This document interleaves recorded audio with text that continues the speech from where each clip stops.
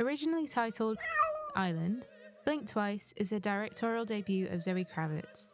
It's a new release still in cinemas, so I'll do my best to dance around spoilers. First thing I'll say though is if you care about spoilers, please, for the love of God, don't watch the trailer, as that gives away basically the entire movie. The movie is about two cocktail waitresses called Frida and Jess, played by Naomi Aki and Aaliyah Shawkat, who pretend to be guests at the world's creepiest looking gala for tech billionaire Slater King. Frida falls on her face in front of Slater, and he is so entranced by her that he introduces her to a bunch of his mates and invites her and Jess to come away with them to his island. No, that's actually the plot, yeah. Channing Tatum plays Slater King.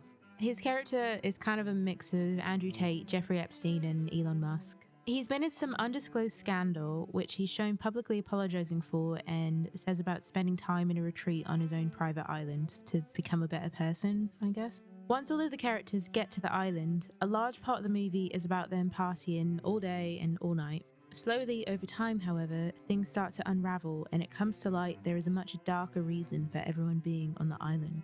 There was a content warning disclaimer at the beginning of the movie about there being depictions of abuse of power and violence, which made me think this was just going to be showing like grooming or an abusive relationship maybe.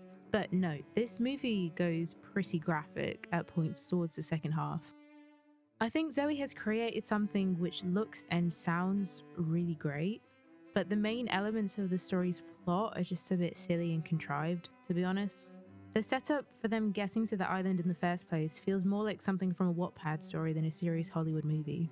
I also couldn't help but feel like it reminded me of several movies smashed together. The first half quite strongly made me think of Saltburn, as it focuses a lot on people frolicking around in the sun like they're in a rich person's summer camp. And the second half is given very strong Get Out and Don't Worry Darling vibes, with a sprinkle of the menu's absurdity. It's not always fair to compare movies to each other, as everyone has to get inspiration from somewhere. But for the most part, Blink Twice wasn't really covering any new ground. Kravitz started writing the script in 2017, when the Me Too movement was really booming, and it shows in the depiction of all of the men and their relationships with women. It was an interesting experience watching this without knowing who was behind its creation. I didn't watch anything about this movie before I went to watch it, I just went to go see it. There was a few moments I was thinking, who the hell talks like this? For example, there was one scene at the beginning of the movie. Frida and Jess were talking about how Jess keeps going back to a bad boyfriend, and Frida says to her, "Why do you keep giving away your power? You're not a human charging point." I just can't see anyone I know in real life saying that, but knowing that it's Kravitz behind the writing suddenly makes a lot more sense. I totally get it now. I want to do what you guys do and go disrespect the flag and flip over cars and stuff. Like in this interview where Zoe refuses to say Harvey Weinstein's name as she doesn't want to give him power. He's a piece of shit, don't get me wrong, but he's not Voldemort. Saying his name isn't going to summon him or give him a power boost. Another thing regarding the dialogue is that it is quite ham-fisted at points. This movie is guilty of something that I really hate, which is when it doesn't trust the audience enough to pick up on the main themes without the characters literally saying it out loud. But there was one character whose arc subverted my expectations, and I actually really grew to like them and how their relationship evolved with Frida.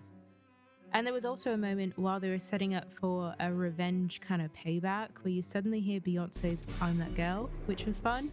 She doesn't often give away her music for stuff. However, the writing for the scene directly following this was so clunky and made me want to go on my soapbox, proper David Mitchell style, about how illogical it all was. But if you're not like me and you can put that all aside and just want to enjoy a revenge survival flick, you might still have a good time with this movie. It looks and it sounds absolutely incredible, and there are some good performances and surprisingly likable characters. But please, like I said before, know that it does not shy away from showing sexual violence. If that's going to affect you, please be prepared. I didn't love it, and I probably won't ever watch it again. I feel like there is definitely a tone of men are evil, but I still didn't hate it as much as Saltburn. Take from that what you will. Anyway, thanks for watching. Peace and love. Over and out.